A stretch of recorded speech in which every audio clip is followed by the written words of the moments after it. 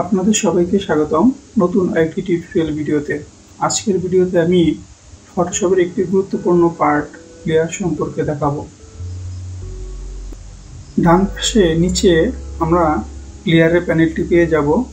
লেয়ারের প্যানেলে লক্ষ্য করব যে নিচে ক্রিয়েট এ নিউ লেয়ার রয়েছে এবং তার পাশেই ডিলিট অপশন রয়েছে। আজকে আমরা ক্রিয়েট এ নিউ লেয়ার এবং ডিলিট এই অপশন দুটি সম্পর্কে জানব। এখন আপনারা লেয়ার প্যানেলটি খালি দেখতে পাচ্ছেন। এখানে যখন আপনি একটি নতুন ডকুমেন্ট নেবেন ঠিক তখনই লেয়ার অপশনে আপনি ব্যাকগ্রাউন্ড নামে একটি লেয়ার দেখতে পাবেন। এখন যদি আপনি লিখলেন যে অ্যাডোবি ফটোশপ,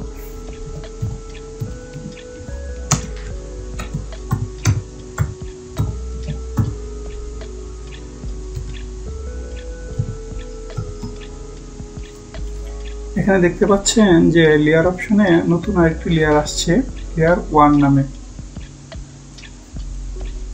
তারপর আবার যদি আমরা আরেকটি টেক্সট লিখি টিউটোরিয়াল,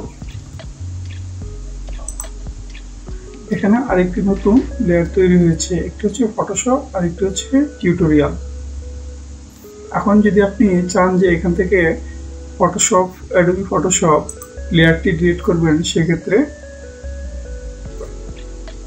ডিলিট লেয়ারে ক্লিক করলেই লেয়ারটি ডিলিট হয়ে যাবে। যদি চান নতুন লেয়ার নিতে, সেক্ষেত্রে ক্রিয়েট এ নিউ লেয়ারে ক্লিক করলে নতুন আরেকটি লেয়ার তৈরি হবে। সো এই ছিল আজকের টিউটোরিয়াল।